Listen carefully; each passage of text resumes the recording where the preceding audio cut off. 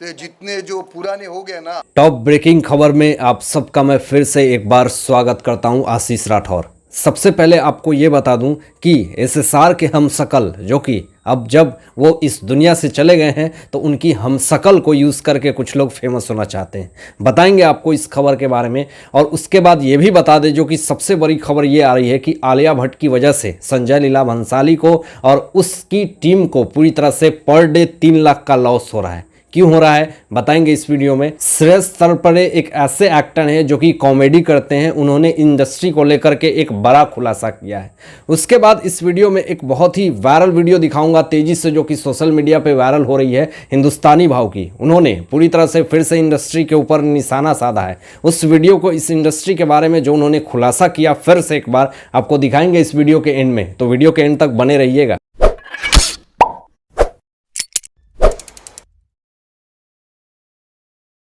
दोस्तों, आलिया भट्ट ने मनहूसता की हदें पार कर दी हैं। आखिर ऐसी क्या चीज़ें हो गई हैं कि तब से उनको पर डे का 3 लाख का लॉस सहना पड़ रहा है, उनके साथ जो लोग काम कर रहे हैं। बता दें दोस्तों कि जब से गंगूबाई काठियावाड़ी में, जब से वो फिल्म इंडस्ट्री में, जब ये फिल्म आने की बात होती है तो आलिया भट्ट को लाने की बात हो रही थी कि इस फिल्म में आलिया भट्ट को लिया जाए।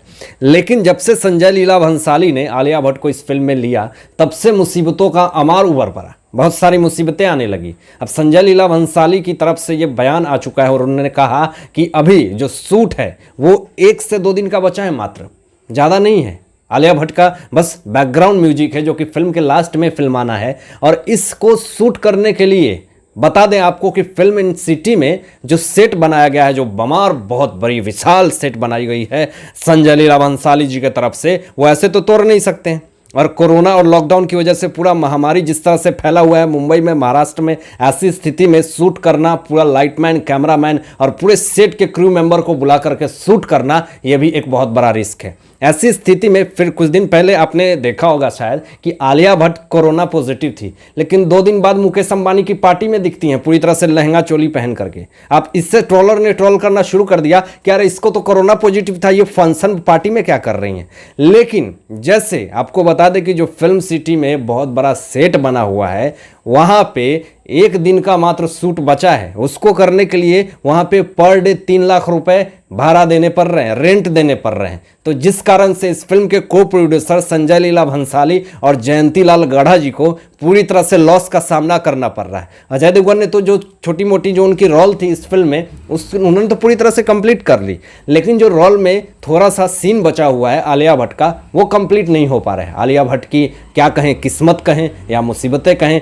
कहा तो ये भी जा रहा था कि इस फिल्म को 30 जुलाई को फिल्म थिएटर में रिलीज करी जाएगी बड़ी पैमाने पे, लेकिन जिस तरह से राधे की जिस तरह से स्थिति हुई, जिस तरह से पूरी तरह से लो ग्रेड कैटेगरी की फिल्म बन गई, कहीं भी पूरे देश और दुनिया में जो खबरें आ रही हैं और रेटिंग IMDb की तरफ से 2 स्टार मिले, इस तरह से मुंह औंधे गिरी है ये फिल्म। इसको देख करके कोई भी फिल्म इंडस्ट्री में कोई भी फिल्म को रिलीज करने के पहले 1000 बार सोच रहा है कि मैं क्या इस फिल्म को रिलीज करूं या ना करूं। आलिया भट्ट के लिए एक बहुत बड़ा मुसीबत है और ये बहुत बड़ा चैलेंज है। इससे पहले सड़क 2 आई थी तो पूरी तरह से सड़क पे फिल्म चली गई। अब उसके बाद जब ये फिल्म आएगी गंगूबाई काठियावाड़ी, तो लोग बैठे हुए हैं इस फिल्म का स्वागत करने के लिए। आप स्वागत नहीं करेंगे इस फिल्म का, लेकिन बताएं दोस्तों कि इस फिल्म को OTT प्लेटफॉर्म पे रिलीज करने की बात आ रही है, क्योंकि ये फिल्म OTT प्लेटफॉर्म पे ही रिलीज करने लायक है। थिएटर में तो मुझे नहीं लगता कि इस फिल्म को कोई देखने जाएगा। आप जाएंगे? नहीं। जैसे एसएसआर इस दुनिया से जाते हैं, अब कुछ लोग ये कहने लगते हैं कि भैया मैं भी उनके जैसा बनना चाहता हूँ, अच्छी बात है। लेकिन कुछ लोग, इंडस्ट्री के ही लोग, कहीं और दूर के नहीं, कुछ लोग ये कहने लगते हैं कि मैं आपको एक ऐसे हमशक्ल से मिलवाऊंगा जो कि बिल्कुल सुशांत सिंह राजपूत जैसा दिखता है, और वही सुशांत सिंह राजपूत हमारी फिल्मों में होगा जो एसएसआर के ऊपर बायोपिक बनेगी। बता दें दोस्तों कि सोशल मीडिया पे एक फ़ोटो बहुत तेज़ी से वायरल हो रही है और वो फोटो जो है वो पूरी तरह से सुशांत सिंह राजपूत की तरह वो फोटो लग रही है। अब लोग ये कहने लगे हैं कि ये बिल्कुल हमशक्ल जैसा दिखता है, लेकिन प्रॉब्लम यहाँ आती है कि वो हमशक्ल जैसी जो फोटो है, अब उसके ऊपर बायोपिक बनानी है, यानी कि एसएसआर को इंसाफ नहीं मिला, उनके ऊपर बायोपिक बनाने की बात हो रही है और ये हमशक्ल जो है वही काम करेगा उसमें। खबरें तो ये भी आ रही थी कि पवित्र रिश्ता 2 में इसको लेने की बात हो रही है। जी हाँ, सचिन तिवारी जो कि एक टिकटॉकर थे, इनको सोशल मीडिया पे कुछ लोग फॉलो करते हैं, जिसको देख करके ये एसएसआर के कहे जाते हैं कि उनकी तरह ही लगते हैं, उनके तरह ही दिखते हैं और उनकी तरह ही एक्टिंग करते हैं। अच्छी बात है, होना चाहिए, आप एसएसआर की तरह लगते हैं, दिखते हैं।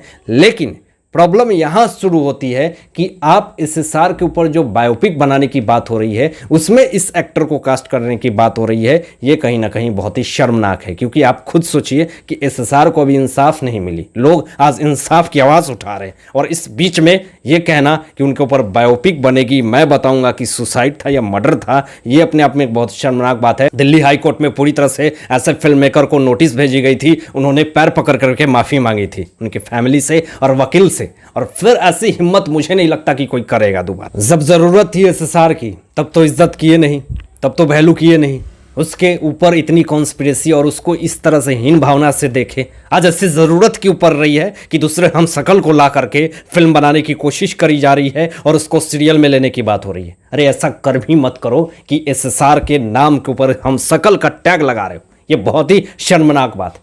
अरे जो इंसान है एसएसआर की तरह अभी भी इंडस्ट्री में है, उसके साथ भी वही स्थिति हो रही है, कितना शर्मनाक बात है।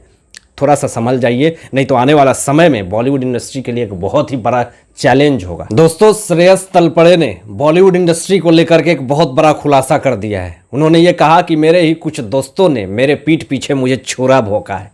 बताएंगे आपको कि इस एक्टर को आपने गोलमाल रिटर्न जैसी अजय देवगन के साथ आपने देखी होगी, कॉमेडी अच्छा कर लेता है, लेकिन जिस तरह से उन्होंने खबरें बताई, जिस तरह से उन्होंने इंडस्ट्री के बारे में बताई, बहुत ही बड़ा सदमा लगने वाला है आपको। उन्होंने बताया कि जो इंडस्ट्री में लोग काम करते हैं, जो हमारे दोस्त होते हैं, कलीग होते हैं, वही हमारे पीछे पीठी में छुरा भोंक देते हैं। वही सारे लोग मुंह पे बहुत बड़ी अच्छी अच्छी बात बोलते हैं, कहते हैं ना, मुंह में राम बगल में छुरी। वही स्थिति हो गई है श्रेयस तलपड़े के साथ। उन्होंने कहा कि ऐसी स्थिति हो गई है कि अभी मांग करके खाना खाना पड़ रहा है।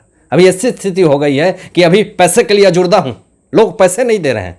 इंडस्ट्री में काम कर रहा हूं, प्रोडक्शन हाउस में काम कर रहा हूं, और कुछ लोग के पास पैसे मांगने जा रहा हूं तो कह रहा है कि अभी कोरोना, अभी पूरी तरह से लॉकडाउन है, ऐसी स्थिति में पैसे कैसे दूंगा। तो इस तरह की प्रॉब्लम और समस्याएं श्रेयस तलपड़े के साथ आ रही है, और ऐसी स्थिति में उन्होंने जो खुलासा करा, मानता हूं कि इंडस्ट्री की स्थिति बहुत खराब है, लेकिन जो इंडस्ट्री में आपके लिए इतना ज्यादा अपने आप को पूरी तरह से न्यौछावर कर दिया, पूरी तरह से आपके ऊपर डिपेंड हो गया, और आज जब उनके साथ स्थिति खराब है तो आप ये कहते हैं कि लॉकडाउन है, कोरोना है, स्थिति खराब है। जरा समझिए इस बात को। हिंदुस्तानी भाव को लेकर के एक बहुत तेजी से वीडियो वायरल हो रही है, जो कि मैं आपको बताऊंगा, इस वीडियो में दिखाऊंगा आपको। लेकिन उससे पहले बता दूं कि हिंदुस्तानी भाव हमेशा इंडस्ट्री को लेकर के खुलासा करते हैं। उन्होंने ये कहा कि इस इंडस्ट्री में जो पुराने अपने आप को सो कॉल्ड सुपरस्टार समझते हैं, वो अपने आप को एक बहुत बड़ा शहंशाह समझते हैं। ऐसे लोगों को भगाने की जरूरत है और नए लोगों को चांस देने की जरूरत है, नहीं तो फिर से एक नया सुशांत हो जाएगा। तो इस तरह की बातें उन्होंने कही, और उन्होंने ये भी कही कि वो धर्मा प्रोडक्शन वाला वो कार्तिक आर्यन को बायकॉट कर देता है। यानी